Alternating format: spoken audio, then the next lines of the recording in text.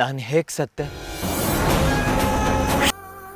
ನೀನು ಯಾವಾಗಲೂ ಖುಷಿಯಾಗಿರ್ಬೇಕು, ನನ್ನ ಜೊತೆನೇ ಇರಬೇಕು ಅನ್ನೋದು ನನ್ನ ಆಸೆ. ದೈವ ಶಕ್ತಿಯನ್ನು ಮೀರಿದ ಶಕ್ತಿ ಈ ಜಗತ್ತಿನಲ್ಲಿ ಬೇರೆ ಯಾವುದೂ ಇಲ್ಲ ಅನ್ನೋದು ಅಷ್ಟೇ ನಿಜ.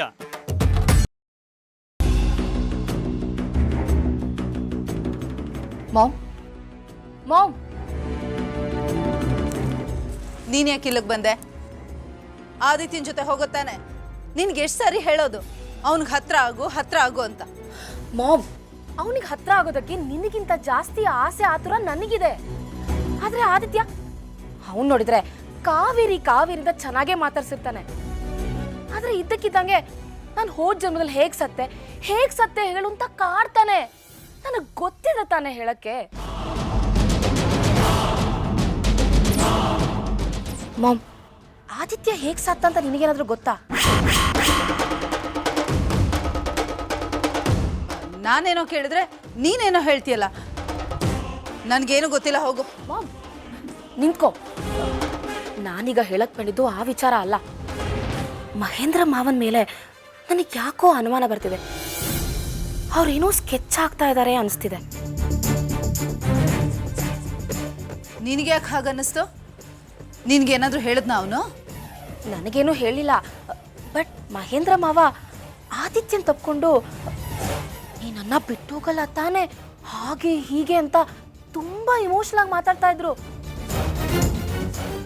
ನನಗೇನೋ ಫುಲ್ ಡ್ರಾಮಾ ಅನಿಸ್ತಿದೆ. ಸುಮ್ಮನೆ ಏನೋ ಕ್ಯಾಶುಯಲ್ ಆಗಿ ಹಾಗೆ ಮಾತಾಡಿರ್ಬೇಕಷ್ಟೇ. ಇದನ್ನ ಯಾವ ದೊಡ್ಡ ವಿಷಯ ಅಂತ ನನ್ನ ಹತ್ರ ಬಂದು ಹೇಳ್ತಿದ್ಯಾ ನೀನು? ಅಯ್ಯೋ, ಅದು ಹಾಗಲ್ಲ ಮಾಮ್. ಮಹೇಂದ್ರ ಮಾವ ಮಾತಾಡಿದ್ ಕೇಳಿ ಆದಿತ್ಯನು ತುಂಬಾ ಎಮೋಷನಲ್ ಆದ. ಮಹೇಂದ್ರ ಮಾವ ಆದಿತ್ಯನ ಮುಂದೆ ಅಳ್ತಾ ಇದ್ದವರು ತಪ್ಕೊಂಡ್ಮೇಲೆ ಒಳ್ಳೆ ವಿಲನ್ ತರ ಲುಕ್ ಚೇಂಜ್ ಮಾಡಿ ನಗ್ತಾ ಇದ್ರು.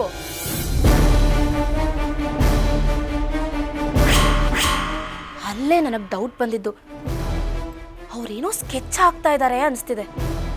ನೀನು ಹೇಳೋದು ನೋಡ್ತಾ ಇದ್ರೆ ಸಮಥಿಂಗ್ ಇಸ್ ರಾಂಗ್ ಅನ್ಸುತ್ತೆ.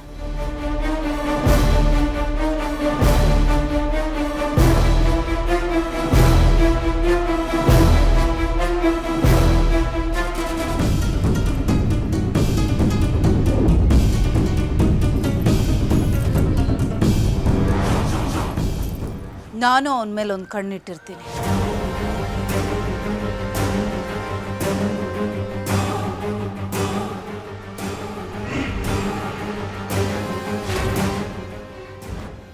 ಅಘೋರಿಗಳು ಹೇಳ್ದಾಗೆ ಇವತ್ತು ನನ್ನ ಮೈಯೆಲ್ಲ ಕಣ್ಣಾಗಿರ್ಬೇಕು. ಇಲ್ಲಾಂದರೆ ನನ್ನ ಸಾವಿನ ರಹಸ್ಯ ಅಂತ ತಿಳ್ಕೊಳಕ್ಕೆ ಸಾಧ್ಯನೇ ಇಲ್ಲ.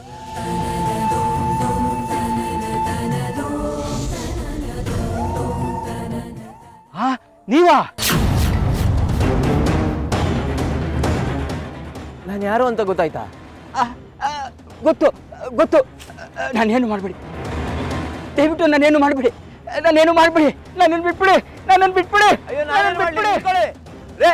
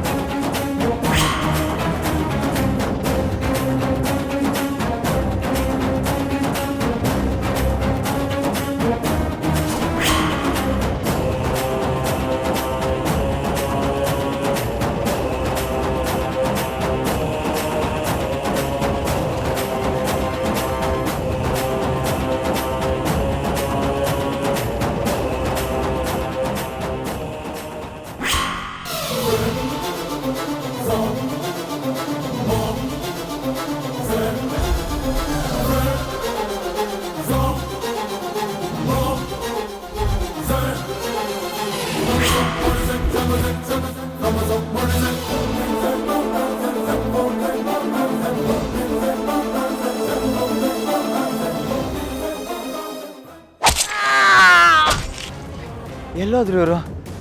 ಯಾಕೆ ಹಿಂಗೆ ಎದ್ರುಕೊಂಡು ಹೋದ್ರು? ಛೇ, ಅಮ್ಮ!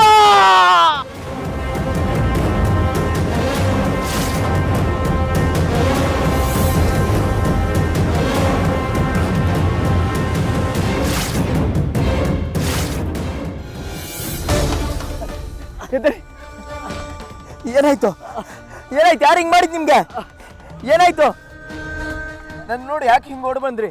ಯಾಕೆ ಇಷ್ಟು ಹೆದರ್ಕೊಂಡ್ರಿ?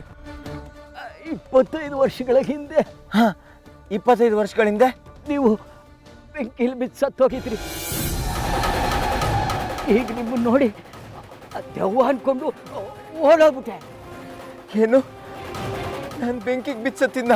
ಹೌದು ಹೌದು. ಅಮ್ಮ ಅಮ್ಮ. ಅಯ್ಯೋ, ರಕ್ತ! ಬನ್ನಿ ಹಾಸ್ಪಿಟ್ಲಿಗೆ ಹೋಗೋಣ, ಬನ್ನಿ. ಬೇಡ. ಯಾರು ಯಾರು ನಿಮ್ಮ ಚಾಕು ಹಾಕಿದ್ದು? ಅದು ಅದು ಅದು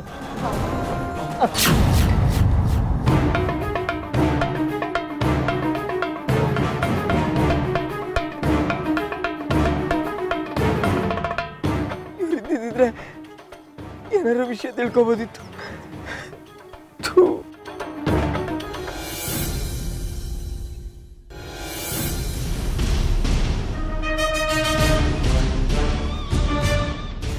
ಹಾಂ, ಹೇಳಿ. ಇನ್ನೂ ರೆಡಿ ಆಗಿಲ್ಲ. ಆಗುತ್ತೆ, ಎಲ್ಲ ರೆಡಿ ಮಾಡ್ತೀನಿ. ಆದರೆ ಒಂದು ವಿಷಯ, ಈ ಕ್ಷುದ್ರ ಯಾಗದ ವಿಷಯ ಯಾರಿಗೂ ಗೊತ್ತಾಗಬಾರ್ದು.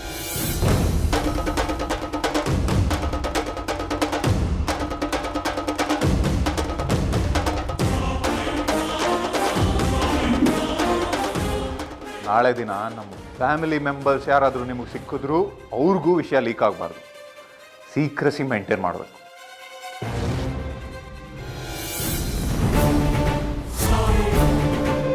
ಏನು? ಸೀಕ್ರೆಸಿ ಮೇಂಟೈನ್ ಮಾಡಬೇಕಾ? ಯಾವ ವಿಷಯದ ಬಗ್ಗೆ ಮಾತಾಡ್ತಾ ಇದ್ದಾನೆ? ಪೂಜೆಗೆ ಏನೂ ತೊಂದರೆ ಆಗದೆ ಇರೋ ಥರ ನೋಡ್ಕೊಳ್ಳೋ ಜವಾಬ್ದಾರಿ ನಂದು. ಪೂಜೆಗೆ ಇನ್ನೂ ಏನೇನು ಬೇಕೋ ಕರೆಕ್ಟಾಗಿ ಹೇಳ್ಬಿಡಿ, ಎಲ್ಲ ರೆಡಿ ಮಾಡ್ತೀನಿ. ಎಲ್ಲ ಸಕ್ಸಸ್ಫುಲ್ ಆಗಾದರೆ ಅಷ್ಟು ಸಾಕು. ನಾನು ಮತ್ತೆ ಸಿಗ್ತೀನಿ, ಫೋನ್ ಮಾಡ್ತೀನಿ, ನಿಮಗೋಸ್ಕರ ಕಾಯ್ತಾ ಇರ್ತೀನಿ. ಅಣ್ಣಯ್ಯ,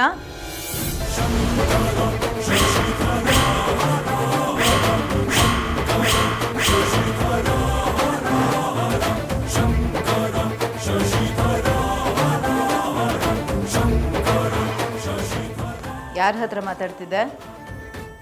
ಅದು ನನ್ನ ಫ್ರೆಂಡ್ ಜೊತೆ ಮಾತಾಡ್ತೀನಿ. ಏನೋ ಪೂಜೆ ಅಂತ ಹೇಳ್ದಾಗಿತ್ತು. ಅದು ನನ್ನ ಫ್ರೆಂಡ್ ಮನೆ ಗೃಹ ಪ್ರವೇಶ ಇತ್ತು, ಅದ್ರ ಬಗ್ಗೆ ಹೇಳ್ತಾ ಇದ್ದ ಅಷ್ಟೇ. ಅದು ತುಂಬ ವರ್ಷ ಫಾರಿನಲ್ಲಿದ್ನಲ್ಲ, ಅದಕ್ಕೆ ಶಾಸ್ತ್ರ ಸಂಪ್ರದಾಯ ಎಲ್ಲ ಕರೆಕ್ಟಾಗಿ ಫಾಲೋ ಮಾಡ್ತಿದ್ದಾನ ಅಂತ ಕೇಳ್ತಿದ್ದೆ.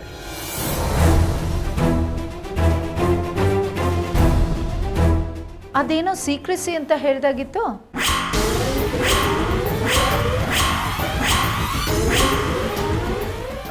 ಅದು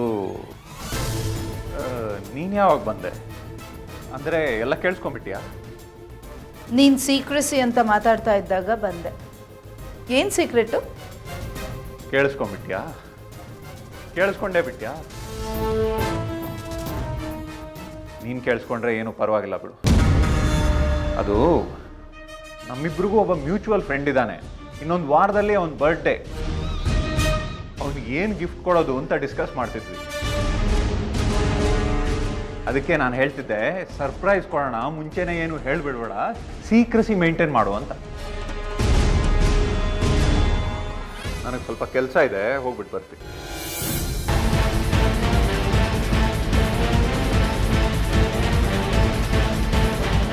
ಯಾಕೋ ಇವನ್ ನಡವಳಿಕೆ ವಿಚಿತ್ರವಾಗಿದೆಯಲ್ಲ.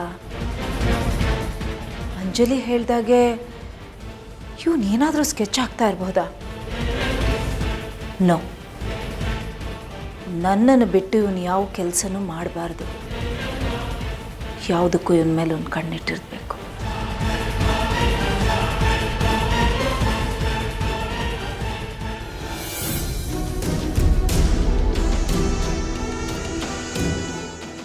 ಆ ಅಘೋರಿಗಳು ಸಿಕ್ಕಿ ನಾಳೆ ನಿಂಗೆ ಸಿಗೋ ವ್ಯಕ್ತಿಗಳನ್ನ ಅಬ್ಸರ್ವ್ ಮಾಡು, ನಿನಗೆ ಸತ್ಯ ಗೊತ್ತಾಗತ್ತೆ ಅಂತ ಹೇಳಿದ್ರು. ಅಂದರೆ ಆ ವ್ಯಕ್ತಿ ಇವರೇನಾ? ಅಂದರೆ ನಾನು 25 ವರ್ಷದಿಂದ ಬೆಂಕಿಲಿ ಬಿದ್ದು ಸತ್ತಿದ್ದ. ಆದರೆ ಇವ್ರನ್ನ ಯಾಕೆ ಸಾಯಿಸಿದ್ರು? ಅವ್ರೇನಾದ್ರು ಬದುಕಿದಿದ್ರೆ ಇನ್ನೂ ಏನಾದರೂ ರಹಸ್ಯಗಳನ್ನ ಬಿಚ್ಚಿಡ್ತಿದ್ರೋ ಏನೋ. ಛೇ, ಯಾರು ಇವ್ರನ್ನ ಸಾಯಿಸಿದ್ದು? ಇದರಿಂದ ಅವ್ರಿಗೇನು ಲಾಭ? ಗುರುಗಳೇ, ಆದಿತ್ಯಪ್ಪನವರು ನಾಳೆ ಇಲ್ಲಿಗೆ ಬರ್ತಾರೆ ಅಂತೀರಾ? ನೋಡೋಣ. ನನಗೆ ಯಾಕೋ ನಂಬಿಕೆನೇ ಬರ್ತಾ ಇಲ್ಲ. ಅವರು ಬರ್ದಿದ್ರೆ ಬರಲಿಲ್ಲ ಅಂದರೆ ಆ ನಿಧಿನ ಕಾಪಾಡೋದು ತುಂಬ ಕಷ್ಟ. ಅದು ದುಷ್ಟರ ಪಾಲಾಗಬಹುದು.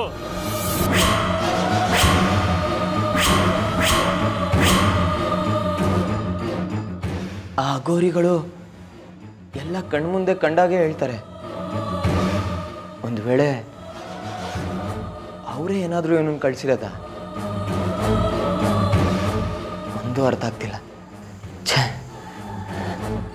ಹಾಗಾದರೆ ಏನು ಮಾಡೋದು? ಅವ್ರನ್ನ ಇಲ್ಲಿಗೆ ಹ್ಯಾಕ್ ಕರ್ಕೊಂಬರೋದು? ಗುರುಗಳೇ, ಆ ನಿಧಿನ ಹ್ಯಾಕ್ ಕಾಪಾಡೋದು? ಕಾಲಾಯ ತಸ್ಮೈ ನಮಃ. ನೀನೇನು ಚಿಂತೆ ಮಾಡಬೇಡ. ಯಾಗಕ್ಕೆ ನಾನು ಹೇಳಿರೋ ಎಲ್ಲ ತಯಾರಿನೂ ಮಾಡ್ಕೋ. ಎಲ್ಲ ಅದಾಗೆ ಆಗುತ್ತೆ.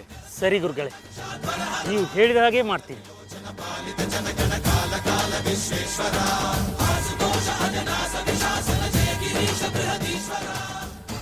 ನಾಳೆ ಏನಾದರೂ ಮಾಡಿ ಆ ಘೋರಿಗಳನ್ನ ಹುಡುಕಿ ನಾನೇ ಎಲ್ಲ ವಿಚಾರಿಸ್ತೀನಿ. ಎಷ್ಟೇ ಕಷ್ಟ ಆದರೂ ಪರವಾಗಿಲ್ಲ, ನಾನೇ ಹುಡುಕ್ತೀನಿ.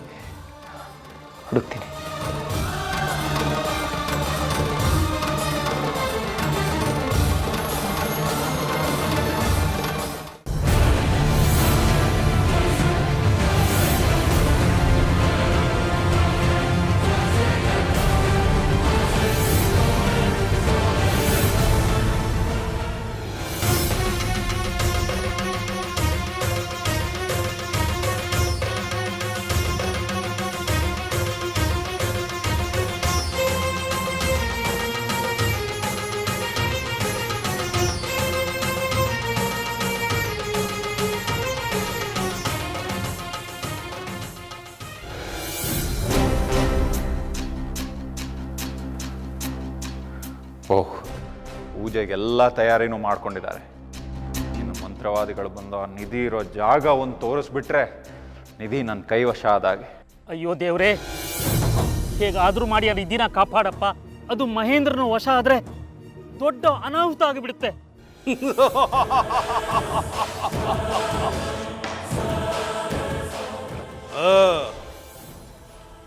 ನಿಧಿಯನ್ನ ವಶಪಡಿಸ್ಕೊಳ್ಳೋದಕ್ಕೆ ಮುಂಚೆ ಕ್ಷುದ್ರ ಶಕ್ತಿಗಳನ್ನ ಕೈವಶ ಮಾಡ್ಕೊಳ್ಬೇಕು. ಹೇಗೆ ಹೇಳ್ತಿರೋ ಹಾಗೆ ಸ್ವಾಮಿಗಳೇ. ನಿಧಿ ಒಂದು ಸಿಕ್ಕಿಬಿಟ್ರೆ ಆಮೇಲೆ ಮತ್ತೆ ಯಾವುದಕ್ಕೂ ಕೇರ್ ಮಾಡಲ್ಲ ನಾನು.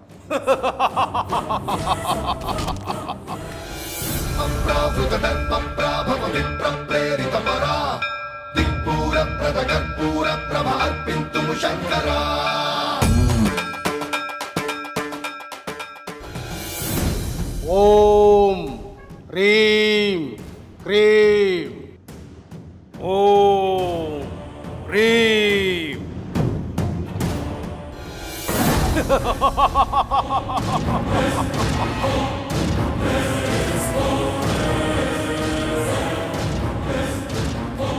ಹೆದರಬೇಡ, ನಿನಗೆ ಬೇಕಾದ್ದು ಸಿಕ್ಕೇ ಸಿಗುತ್ತೆ.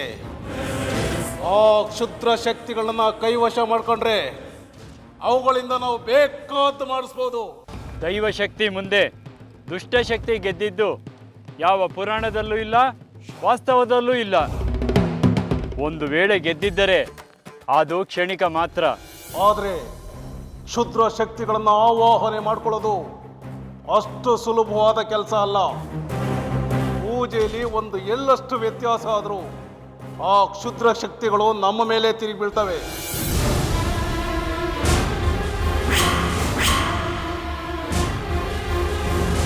ಪರಿಣಾಮ ಏನ್ ಬೇಕಾದರೂ ಆಗ್ಬೋದು, ನಾವೇ ನಾಶ ಆಗ್ಬೋದು. ಆ ಕಡೆ ನಿಗಾ ಇಡೋ ಜವಾಬ್ದಾರಿ ನಿಂದು. ನಮ್ಗೆ ಯಾವ ಅಡಚಣೆನೂ ಆಗಬಾರ್ದು. ಆದರೆ ಇದಕ್ಕೆ ಒಂದು ಅಡಚಣೆ ಇದೆ. ಈ ಪೂಜೆಗೆ ಆದಿತ್ಯ ಬಂದರೆ ಮಾತ್ರ ಈ ಬಾರಿಯ ಗೆಲುವು ನಮ್ಮದಾಗುತ್ತದೆ. ಒಂದು ವೇಳೆ ಬರಲಿಲ್ಲ ಅಂದರೆ ಏನು ಮಾಡೋದು ಗುರುಗಳೇ? ನಾವು ಸೋತ್ ಬಿಡ್ತೀವಾ? ಎಲ್ಲದಕ್ಕೂ ದೈವ ಪ್ರೇರಣೆ ಬೇಕು. ಆ ದೈವ ಪ್ರೇರಣೆ ಸಿಕ್ಕಿದ್ದಕ್ಕೆ ನಾನಿವತ್ತು ಚಂಡಿಕಾ ಯಾಗ ಮಾಡ್ತಾ ಇರೋದು. ಓಂ ಹ್ರೀಂ ಫಟ್ ಸ್ವಾಹ. ಓಂ ಹ್ರೀಂ ಕ್ಲೀಂ ಸ್ವಾಹ. ಸರ್, ಇಲ್ಲೊಬ್ರು ಅಗೋರಿಗಳು ಕೂತಿರ್ತಾರಲ್ಲ, ಅವ್ರು ಎಲ್ಲಿರ್ತಾರೆ? ಅವ್ರು ಎಲ್ಲಿರ್ತಾರೆ ಅಂತ ಅವ್ರಿಗೆ ಗೊತ್ತಿರಲ್ಲ, ಅಷ್ಟಿಲ್ಲದೆ ಹೇಳ್ತಾರೆ ಅವ್ರು ಅಗೋರಿ ಅಂತ. ಒಂದು ಕೆಲಸ ಮಾಡಿ, ಹಿಂಗೆ ಸೀದಾ ಹೋದ ಒಂದು ವರ್ಷದ ಕಟ್ಟೆ ಇರುತ್ತಲ್ಲಿ, ಅಲ್ಲಿದ್ದರೆ ಇರ್ಬೋದು, ಹೋಗಿ ನೋಡಿ. ಸರಿ.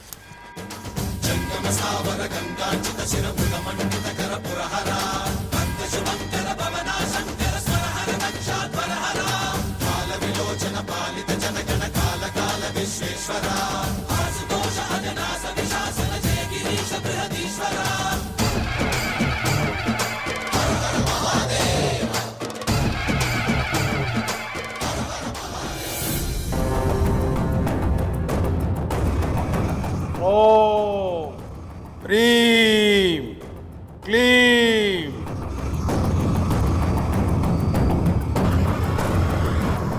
ಫಟ್ ಸ್ವಾಹ.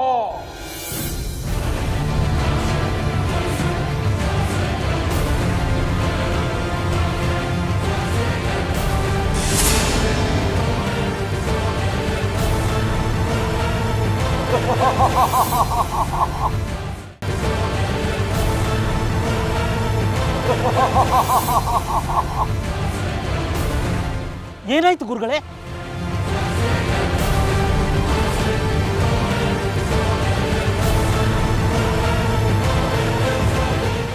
ನಿಮಗಿಷ್ಟವಾದ ರಕ್ತದ ರುಚಿ ತೋರಿಸಿದ್ದೀನಿ.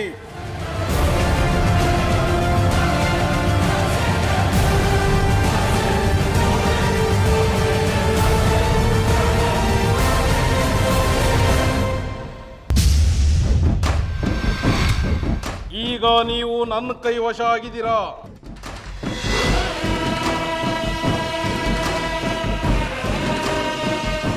ಹೋಗಿ ಇದೀರ ಜಾಗನ ಹುಡುಕಿ ನನಗೆ ಹೇಳಿ. ಹೋಗಿ, ಹೊರಟೋಗಿ.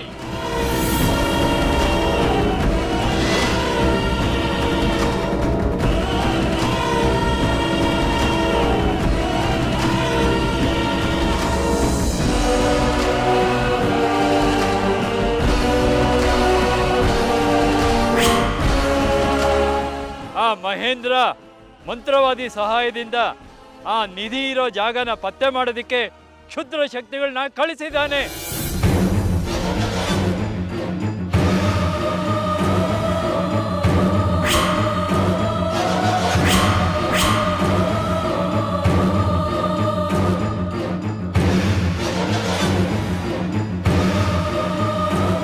ಹಾಗಾದ್ರೆ ಅವು ನಿಧಿ ಇರೋ ಜಾಗನ ಕಂಡು ಹಿಡಿತಾವ? ಹೌದು, ಒಂದು ಸಲ ಕ್ಷುದ್ರ ಶಕ್ತಿಗಳನ್ನ ಕೈವಶ ಮಾಡಿಕೊಂಡ್ರೆ ಅವು ಹೇಳಿದ ಕೆಲಸನ ಮಾಡೇ ತೀರುತ್ತವೆ.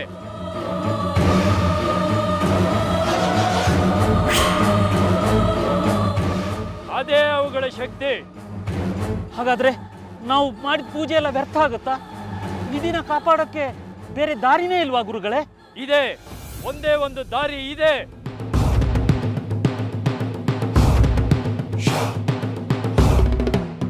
ಆದಿತ್ಯ, ಅವನೊಬ್ಬನಿಂದ ಮಾತ್ರ ಇದು ಸಾಧ್ಯ. ಆದರೆ ಆದಿತ್ಯ ತನ್ನ ಹಿಡಿತದಲ್ಲಾಗಲಿ ನಮ್ಮ ಹಿಡಿತದಲ್ಲಾಗಲಿ ಇಲ್ಲ.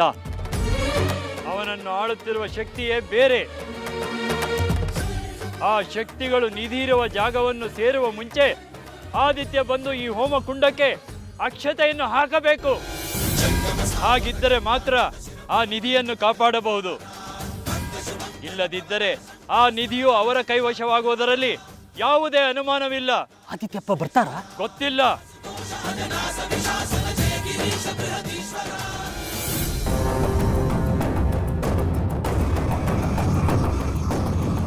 ಸಿಕ್ತು, ಇನ್ನೇನು ಸಿಕ್ಕೇ ಬಿಡ್ತು.